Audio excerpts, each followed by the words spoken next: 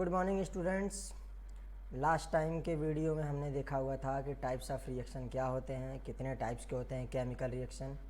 आखिर chemical reaction कराने के लिए हम किन किन टर्म्स को जो है थोड़ा सा ध्यान देते हैं। जैसे कि केमिकल रिएक्शन के लिए सबसे फर्स्ट जो इम्पोर्टेंट टर्म्स होता है उसके लिए ये होता है कि रिएक्टेंट्स होना ज़रूरी होता है। बिना रिएक्टेंट्स के कोई भी प्रोडक्ट का फॉर्मेशन पॉसिबल नहीं है। इसी क्रम में हम आगे देखते हुए टाइप्स ऑफ रिएक्शन को थोड़ा सा इंट्रोडक्शन के तौर पर पढ़ा हुआ था। आज हम पढ़ रहे हैं टाइप्स ऑफ रिएक्शन, जिसमें कि हमारे पास देखिए टॉपिक लिखा हुआ है टाइप्स ऑफ रिएक्शन। उसके बाद हम चलते हैं कुछ बेसिक चीज़ें देखते हैं। अगर तो हमारे पास हेडिंग ये पड़ा हुआ है टाइप्स ऑफ केमिकल रिएक्शन। कितने टाइप्स के होते हैं, तो हमारे पास कुछ डिफरेंट टाइप्स के केमिकल रिएक्शन होते हैं जो कि हमारे पास दिया हुआ है। फर्स्ट होता है कॉम्बिनेशन रिएक्शन। कॉम्बिनेशन रिएक्शन में जनरली होता क्या है कि कॉम्बिनेशन रिएक्शन में आपको जो है कोई भी 2 or more than 2 compounds combined into each other and form a single product। Decomposition में क्या होता है कि ये single reactant decompose and form two different product. Displacement reaction में क्या होता था कि एक एग्जांपल्स हमने देखा था जिंक प्लस H2SO4। तो इसमें हमारे पास बनता था जिंक SO4 और प्लस H2। क्या था, ये जिंक रिप्लेस करता था हाइड्रोजन को। जिंक जो है जा कर के वहाँ पर डिस्प्लेस कर करके खुद वो जगह एक्वायर कर लेता था। इसी तरह से कल हमने देखा था कि ऑक्सीडेशन रिडक्शन रिएक्शन क्या होता है। तो ये सभी चीज़ें हमारे पास कंप्लीट हो चुकी है फ़िलहाल के लिए। अब हम आगे चलते हैं, इसमें देख लेते हैं कि हम एक एक केमिकल रिएक्शन को कि आखिर वह कैसे डिटेल में कैसे उसके डेफिनेशंस होते हैं, कैसे वो रिएक्शन केमिकल रिएक्शन पॉसिबल होते हैं। जैसे देखिए इसमें आपको दिख रहा होगा, फर्स्ट टॉपिक हमारे पास दिख रहा है कॉम्बिनेशन रिएक्शन। दिख रहा होगा सभी को कॉम्बिनेशन रिएक्शन। अब आपने देखा होगा कॉम्बिनेशन का मतलब जनरली होता है एडिशन। क्या होता है? एडिशन। कॉम्बिनेशन का मीनिंग होता है जनरली एडिशन, ऐड होना। क्या होता है? ऐड में देखिए क्या है, in a combination reaction 2 elements और 1 एलिमेंट्स एंड 1 कंपाउंड्स और 2 compounds combined to give 1 single product. For examples C+O2 क्या फॉर्मेशन कर रहा है? C+O2। फर्स्ट हम देखेंगे हेडिंग क्या है, पहले कॉम्बिनेशन रिएक्शन हो गया और उसके बाद हम डेफिनेशन देखेंगे। तो इसमें बोल रहा है ये डेफिनेशन 2 एलिमेंट्स और 1 एलिमेंट। 2 एलिमेंट्स हो, जैसे A + B 2 एलिमेंट्स हो और C बन रहा हो, या फिर हो सकता है 1 एलिमेंट हो, कोई 1 एलिमेंट हो जाए और दूसरा हो जाए कोई कंपाउंड, यहाँ कोई कंपाउंड हो जाए तो भी कोई बन रहा हो तो भी हम कह सकते हैं। जैसे एक एग्जांपल्स हमने देखा हुआ था जिंक प्लस H2SO4। ये एग्जांपल्स हमने देखा हुआ था लास्ट टाइम। तो ये बनता है जिंक SO4 प्लस H2, यही तो बनता है। अब इसमें ध्यान से देखिए, तो ये है एलिमेंट, ये क्या है? एलिमेंट। और ये क्या है? कंपाउंड। जिंक इसमें जो है वो है एलिमेंट और H2SO4 क्या है? कंपाउंड। तो हम कभी भी हो सकता है कि 2 एलिमेंट को कंबाइंड कर दें।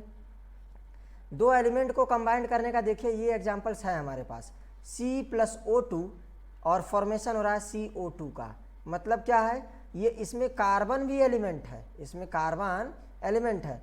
ऑक्सीजन डाई एटॉमिक है, डाई एटॉमिक एलिमेंट है। क्या है ये? Die atomic. डाई एटॉमिक का मतलब क्या होता है? डाई एटॉमिक का मतलब ये होता है कि जिसमें 2 एटम्स होते हों। ऑक्सीजन के इसमें 2 एटम्स हैं। लेकिन अगर हम बात करते हैं या तो 2 एलिमेंट्स हो या फिर 1 एलिमेंट्स एंड 1 कंपाउंड्स हो, तो इसमें जिंक जो है 1 एलिमेंट्स हो गया और 1 कंपाउंड्स H2SO4 हो गया। तो इससे जो रिजल्टेंट का फॉर्मेशन होगा ये भी कॉम्बिनेशन रिएक्शन होगा। इसी तरह से हम कह सकते हैं कि 2 कंपाउंड्स भी ज्वाइंट हो सकते हैं। जैसे अगर हम बात करते हैं कि मान लीजिए एक कंपाउंड है, कंपाउंड A प्लस कंपाउंड, हाँ अब देखिए क्या है इसमें थोड़ा सा समझते हैं। जैसे देखिए यहाँ पर 2 एलिमेंट्स की बात थी, तो 2 एलिमेंट्स के हम समझ लेते हैं थोड़ा सा क्या होता है। 2 एलिमेंट्स में देखिए a प्लस बी बनेगा c, ये 2 एलिमेंट्स का एग्जाम्पल हो गया। दूसरा हमने 1 एलिमेंट्स, ये देखिए अगली लाइन में 1 एलिमेंट्स एंड 1 कंपाउंड्स का एग्जाम्पल्स की अगर बात करते हैं, 1 एलिमेंट्स और 1 कंपाउंड्स की, तो इसके लिए भी देखा था जिंक प्लस H2SO4 और क्या बनेगा भाई, जिंक SO4 प्लस H2 बनेगा, यही तो बनेगा। ये क्या है, इसमें देखिए जिंक 1 एलिमेंट है और H2SO4 1 कंपाउंड है। 2 कंपाउंड्स का भी जो है हम एग्जांपल्स देख सकते हैं कि 2 कंपाउंड्स होते हैं, उससे भी कैसे आखिर होता है वो भी हम देख सकते हैं। जैसे समझिए इस चीज़ को, जैसे मान लीजिए मैंने एक केमिकल रिएक्शन लिखा NH3 और प्लस HCl, तो इसमें क्या बनेगा हमारे पास, तो NH4Cl। देखिए ध्यान से इसमें, तो ये भी कंपाउंड्स है, ये भी कंपाउंड्स है, अमोनिया भी कंपाउंड्स है, अमोनिया भी कंपाउंड्स है, और HCl भी क्या है, कंपाउंड्स ही है, और साथ में NH4Cl हमें प्रोडक्ट मिला है। तो इसमें क्या है, ये भी कंपाउंड हो गया, ये भी कंपाउंड हो गया। 2 compounds combine to give 1 single product. 1 single product हमें आना चाहिए।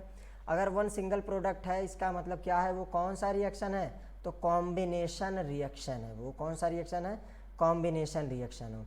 इसमें थोड़ा सा ध्यान देने की चीज़ है, इसमें हो सकता है, जैसे आप थोड़ा सा इसको समझ लेंगे कि जैसे मान लीजिए अगर हो सकता है एक एलिमेंट हो, दूसरा एलिमेंट हो, कंबाइंड हो रहा है तो भी कॉम्बिनेशन रिएक्शन हो गया। या फिर हो सकता है एक एलिमेंट हो कोई, दूसरा कंपाउंड हो कोई, तो भी कोई कंपाउंड बन सकता है। तीसरा कंडीशन ये होता है कि कंपाउंड कोई तीसरा कंपाउंड ए हो और कंपाउंड बी हो, इससे भी बन सकता है कोई प्रोडक्ट डी मान लेते हैं। तो ये क्या है, देखिए इसमें क्या है, एलिमेंट था दोनों, ए और बी एलिमेंट है इसमें देखिए, तो ए तो एलिमेंट है, बी कंपाउंड है और सी प्रोडक्ट बन रहा है। ध्यान से देखेंगे इसमें तो कंपाउंड ए है, कंपाउंड बी है और डी प्रोडक्ट बन रहा है। अब इसका एग्जाम्पल्स आपने देखा भी होगा, देख लेते हैं थोड़ा सा और। जैसे समझिए इस चीज़ को, जिंक प्लस H2SO4 क्या बन रहा है आगे, जिंक SO4 प्लस H2, इसमें 2 प्रोडक्ट मिल रहा है, तो ये एलिमेंट्स हो गया जिंक, ये एलिमेंट हो गया और ये हो गया कंपाउंड, H2SO4 हो गया कंपाउंड्स। बात समझ में आ रही होगी सभी को। इसके बाद चलते हैं थोड़ा सा आगे को, तो आगे देखिए क्या है कि इसमें देखिए एक है कंपाउंड, एक रिएक्टेंट है, दूसरा रिएक्टेंट है, दोनों कंबाइंड हो गए, क्या हो गए, कंबाइंड हो गए, और कंबाइंड होने के बाद क्या बन रहा है, CO2। उसी तरह से 2H2 गैस है, उसके बाद ऑक्सीजन है ना, दोनों कंबाइंड हुआ और कंबाइंड होने के बाद क्या बना, 2H2O। ठीक उसी तरह से एक और एग्जाम्पल्स हमने देखा हुआ था, जैसे NH3 प्लस HCl का एग्जाम्पल, तो क्या बनता था, NH4Cl, यही तो बनता था। तो इसमें क्या था, अमोनिया एक कंपाउंड हो गया, HCl दूसरा कंपाउंड हो गया और NH4Cl अमोनियम क्लोराइड प्रोडक्ट बन गया। तो 2 कंपाउंड्स ज्वाइन होने के बाद एक सिंगल प्रोडक्ट का फॉर्मेशन हो रहा है, इसे हम कहते हैं कॉम्बिनेशन रिएक्शन। आप सभी इसको रिवीजन कर लेंगे, रिवीजन करने के बाद ही ये टॉपिक बिल्कुल कंप्लीट होगा, तभी आपका कॉन्सेप्ट क्लियर हो पाएगा। इसको थोड़ा सा 1-2 और एग्जांपल्स आप देख सकते हैं। आगे चलते हैं। अब हम देखते हैं डीकम्पोजिशन रिएक्शन। डीकम्पोजिशन रिएक्शन का मतलब क्या होता है, जनरली आपने डीकम्पोज का मीनिंग सुना होगा। डीकम्पोज का मतलब होता है जनरली ब्रेक होना, ब्रेक। जैसे समझिए इस चीज़ को, जैसे मान लीजिए मैंने रखा हुआ है 2000 का करेंसी नोट, अब इसको अगर कहीं हमें जो है ब्रेक कर दिया 500 का जो है 4, तो कितना हो जाएगा, 2000 आ ही रहा होगा ये। तो 500 का कितने नोट्स कर दिया हमने, 4। क्या कर दिया हमने, 2000 का नोट्स था, हमने उसको किस में कर दिया, ब्रेक कर दिया। ब्रेक करने के बाद हमने उसको कर दिया 4 टाइम्स, हमने उसे कर दिया 4 टाइम्स। सिमिलरली कंपाउंड्स में भी ऐसे ही होता है। जैसे मान लीजिए आपके पास कोई कंपाउंड है ए, इसको आपको ब्रेक कर दे, अगर ब्रेक करने के बाद मान लीजिए कोई आपके पास रिजल्ट में ऐसा मिल जाए बी, सी और डी, यहाँ पर 3 ही नहीं मिल सकते, यहाँ पर 2 से ज़्यादा कुछ भी मिल सकते हैं। हो सकता है कि 2 मिल जाए, हो सकता है 3 मिल जाए, हो सकता है 4 मिल जाए, 5 भी मिल सकते हैं, 6 भी मिल सकते हैं, कितने में भी वो ब्रेक हो सकता है। तो ब्रेक का मतलब क्या होता है कि डिकम्पोज होना। कभी भी जब आप एक कंपाउंड लेंगे और उसको ब्रेक कर देंगे यानी उसका डिकम्पोजिशन हो जाएगा, तो डिकम्पोजिशन के बाद मोर देन 2 कंपाउंड्स में वो कन्वर्ट हो जाएंगे। देखिए यहाँ पर डेफिनेशन में जैसे समझते हैं, in a decomposition reaction a single compound breaks down to produce 2 और मोर सिमिलर सब्सटेंस। एक सिंगल कंपाउंड है, एक सिंगल कंपाउंड है जो कि डिसोसिएट्स हो जाता है, ब्रेक हो जाता है, और ब्रेक होने के बाद वो 2 और मोर देन 2 कंपाउंड्स में कन्वर्ट हो जाता है। क्या होता है? मोर देन 2 सिमिलर सब्सटेंसेस में कन्वर्ट हो जाता है। उसी तरह से अगर देखें तो decomposition reaction take place when energy is supplied in the form of heat, electricity और light। इस लाइन को थोड़ा सा समझते हैं। देखिए क्या है, डीकम्पोजिशन तभी टेक प्लेस होता है, मतलब क्या है कि डीकम्पोजिशन तभी सक्सेस होगा जब आप डीकम्पोजिशन के लिए आप एनर्जी का सप्लाई करते हैं, मतलब एनर्जी उसे देंगे आप। और कौन से फॉर्म में देंगे? तो एनर्जी के डिफरेंट फॉर्म होते हैं, जिसमें से आपने देखा होगा कि हीट का भी एक जो है एनर्जी का फॉर्म ही है, इलेक्ट्रिसिटी है एक एनर्जी का फॉर्म, एक लाइट है। अब देखिए ध्यान से यहाँ पर थोड़ा सा समझ लेते हैं। एनर्जी के जो होते हैं, एनर्जी के कई फॉर्म होते हैं, एनर्जी के कई फॉर्म होते हैं। जैसे हो सकता है वो साउंड में हो सकता है वो इलेक्ट्रिसिटी में हो सकता है वो हीट में हो सकता है वो टेम्परेचर में और हो सकता है वो जो है वेव में या हो सकता है वो पार्टिकल्स में हो। तो ये डिफरेंट टाइप्स के फॉर्म होते हैं। ये क्या होते हैं? डिफरेंट टाइप्स के फॉर्म होते हैं एनर्जी के। तो एनर्जी को हम सप्लाई जब तक नहीं करेंगे डीकम्पोजिशन में, तब तक डीकम्पोजिशन रिएक्शन कंप्लीट नहीं होगा। मीन्स डैट आप इसको समझिए, एक जैसे मान लीजिए आपने कोई एक रिएक्टेंट लिया, तो इससे आपको अगर इसको डिकम्पोज करना है, डिकम्पोज का मतलब क्या होता है कि अगर आपको इसको ब्रेक करना है, तो ब्रेक करने के लिए आपको इसके ऊपर या तो हीट आप देना पड़ेगा आपको, और हीट को डिनोट करते हैं डेल्टा से, या तो हीट को आप देना पड़ेगा तब ये ब्रेक हो जाएगा आपका। या फिर कोई कंपाउंड्स है तो इसके ऊपर आप जो है सनलाइट दे रहे हैं, एच न्यू को बोलते हैं सनलाइट, सनलाइट आप दे रहे हैं तो भी ये ब्रेक हो सकता है। उसके बाद या तो ये ऐसा कोई आपके पास रिएक्टेंट है, उसके ऊपर आप जो है इलेक्ट्रिसिटी का फ्लो कर रहे हैं, इलेक्ट्रिसिटी फ्लो कर रहे हैं, तो भी ये हो सकता है डीकम्पोज हो जाए। तो मतलब क्या है, डीकम्पोजिशन के लिए आपको हीट सप्लाई तो देना ही पड़ेगा। एक डेल एच है, एक एच न्यू है, जिसे हम कहते थे सनलाइट, यही है सनलाइट, देखिए तो इसे सनलाइट कहते हैं, एच न्यू। उसके बाद इलेक्ट्रिसिटी के फॉर्म में भी आप उसे एनर्जी दे सकते हैं। आगे अभी हम एग्जांपल्स देखेंगे, एग्जांपल्स में हमें खुद समझ में आ जाएगा कि आखिर डीकम्पोजिशन रिएक्शन क्या होता है। इतना डेफिनेशन आपको ध्यान रखना है। आगे की तरफ चलते हैं, थोड़ा सा ये देखेंगे हम इलेक्ट्रोलिसिस है ये, लेकिन इसके पहले थोड़ा सा एक और एग्जांपल्स हम देख लेते हैं। और एक एग्जांपल्स देखने के लिए हम क्या करते हैं कि हमने लास्ट टाइम वाला ही एग्जांपल्स ले लेना है अभी। जैसे मान लीजिए आपको 2H2O है, अब इसको जो है आपने करना है हाइड्रोजन में ब्रेक और ऑक्सीजन में, ऐसा करते हैं आप। तो देखिए क्या है कि यहाँ पर क्या है, 2 से मल्टीप्लाई करा दिया। अब यहाँ पर क्या करेंगे आप, क्या देंगे, तो इलेक्ट्रिसिटी फ्लो करेंगे, इलेक्ट्रोलिसिस, इलेक्ट्रिसिटी। थोड़ा सा इसको मिटा देते हैं, जैसे समझते हैं। 2H2O है, अब यहाँ से हमने इलेक्ट्रिसिटी दिया, इलेक्ट्रिसिटी देने के बाद ये तुरंत कन्वर्ट हो जाएगा 2H2 प्लस ऑक्सीजन। अब यहाँ ध्यान दीजिएगा, तो यहाँ गैस कर लीजिएगा, यहाँ भी गैस। क्यों यहाँ पर गैस करना होता है, क्यों यहाँ पर गैस करना होता है?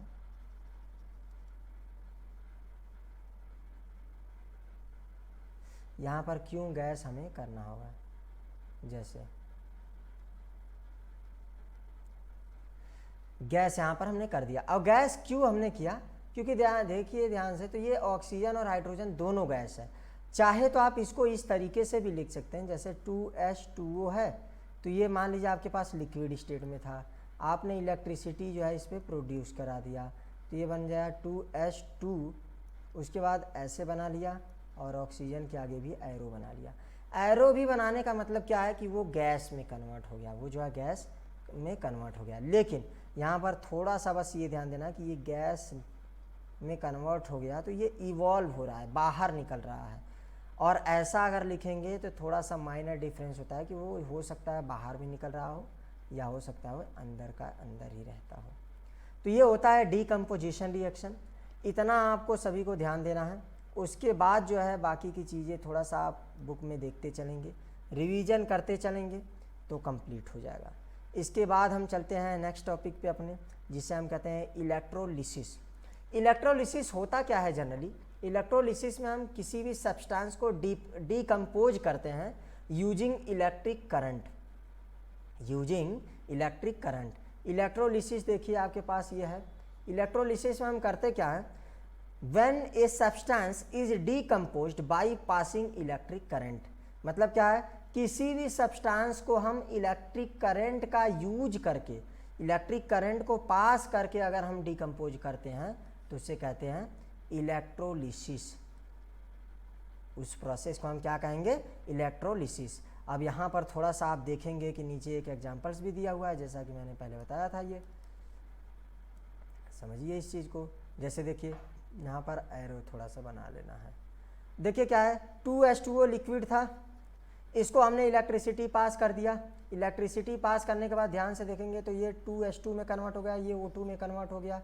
मतलब क्या हो गया ये कि इसका इलेक्ट्रोलिसिस हो गया। ये क्या हो गया, इलेक्ट्रोलिसिस हो गया। ये क्या हो गया, इसका इलेक्ट्रोलिसिस हो गया। देखिए ध्यान से, तो ये हो गया इलेक्ट्रोलिसिस। ये क्या हो गया देखेंगे ध्यान से, तो ये इलेक्ट्रोलिसिस हो गया। क्यों? क्योंकि देखिए यहाँ सिंगल रिएक्टेंट था, प्रोडक्ट कितना हो गया 1 2 प्रोडक्ट बना है और रिएक्टेंट कितना था 1। इसका मतलब क्या है, ये भी इलेक्ट्रोलिसिस भी, ये जो प्रोसेस है ये कौन सा केमिकल रिएक्शन है, तो डीकम्पोजिशन रिएक्शन है। ये डीकम्पोजिशन है। ये कौन सा केमिकल रिएक्शन है, डीकम्पोजिशन। फिगर में आप देख पा रहे होंगे इधर इमेज में कि ये कोई मान लीजिए कोई सोल्यूशन है, इसमें हमने इलेक्ट्रोलाइट्स फिल कर रखा है, जो ब्लू कलर का आपको दिख रहा होगा इलेक्ट्रोलाइट्स है। इलेक्ट्रोलाइट्स का मतलब क्या होता है, ऐसा कोई सब्सटेंस जिसमें कि इलेक्ट्रिसिटी फ्लो हो रहा हो, उसे हम क्या कहेंगे, इलेक्ट्रोलाइट्स। उसे हम क्या कहेंगे, इलेक्ट्रोलाइट्स। जैसे इलेक्ट्रिसिटी फ्लो होगा कैसे, आप समझिए वाटर में भी फ्लो हो ही रहा होगा। उसके बाद जो है और भी होते हैं, जैसे कि आप समझ लीजिए कि ग्रेफाइट्स, ये सब जो होते हैं इसमें भी इलेक्ट्रिसिटी फ्लो हो जाती है। तो ये सभी के सभी क्या है, एज ए इलेक्ट्रोलाइट्स आप यूज कर सकते हैं। इसमें थोड़ा सा समझने की बात होती है, बैटरी आपने देखा होगा, बैटरी में देखेंगे तो एक टर्मिनल होता है नेगेटिव और एक टर्मिनल होता है पॉजिटिव। किसी भी बैटरी में ये 2 टर्मिनल होता है। जैसे आपने घर में अगर देखा होगा तो ऐसे अगर आपके पास कोई बैटरी है, तो यहाँ देखे होंगे तो प्लस साइन बना होता है और यहाँ बिल्कुल प्लेन होता है, कोई वो नहीं होता। तो ये पॉजिटिव टर्मिनल होता है और ये कौन सा होता है, नेगेटिव टर्मिनल। तो यहाँ से एक टर्मिनल निकलता है, यहाँ से एक टर्मिनल, और दोनों टर्मिनल से ही फिर फ्लो शुरू होता है। यहाँ पर देखिए कैथोड है, तो ये नेगेटिव टर्मिनल है और ये हो गया पॉजिटिव टर्मिनल। बीच में क्या है, हमने क्या काम किया कि इलेक्ट्रोलाइट्स डाला और वाटर, इलेक्ट्रोलाइट्स की जगह पर हम वाटर यूज कर रहे हैं। वाटर का इलेक्ट्रोलिसिस करेंगे तो जो ये ग्रीन कलर के हैं, ब्लू कलर के जो हैं, जो ये ब्लू कलर के जो हैं, ये वाले जो हैं, ये और ये जो ब्लू कलर के हैं, ध्यान से देखेंगे थोड़ा सा,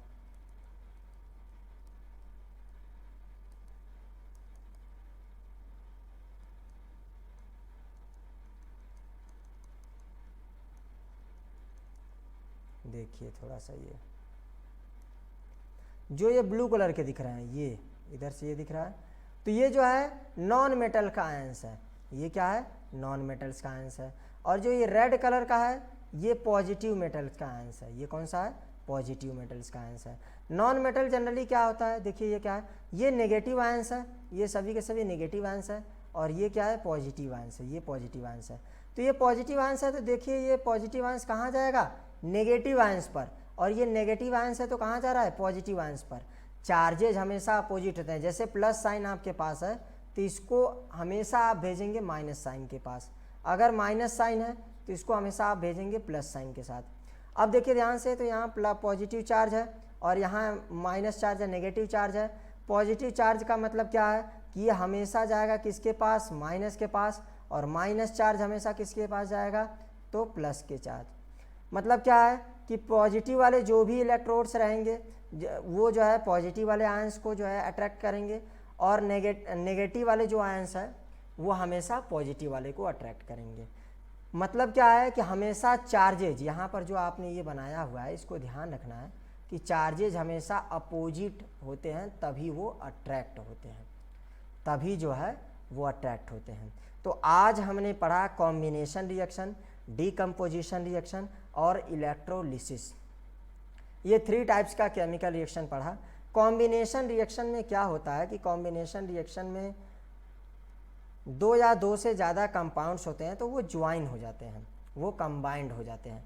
डीकम्पोजिशन में क्या होता है, एक सिंगल कंपाउंड्स ब्रेक होकर के 2 और मोर देन 2 कंपाउंड्स में कन्वर्ट हो जाता है, उसे हम कहते हैं डीकम्पोजिशन। इलेक्ट्रोलिसिस में क्या होता है, इलेक्ट्रोलिसिस भी डीकम्पोजिशन रिएक्शन ही होता है, लेकिन इसका क्या मतलब होता है? When a substance is decomposed bye passing electric currents, किसी भी सब्सटेंस को हम डिकम्पोज तो कर रहे हैं लेकिन इलेक्ट्रिक करंट का जो है यूज करके, तो उसे हम कहते हैं इलेक्ट्रोलिसिस। ये 3 केमिकल रिएक्शन आपको ध्यान रखना है, इसको रिवीजन कर लेना है। बाकी की केमिकल रिएक्शन नेक्स्ट वीडियो में आगे की तरफ हम मूव ऑन करते रहेंगे। इतना रिवीजन करते चलिए। बेस्ट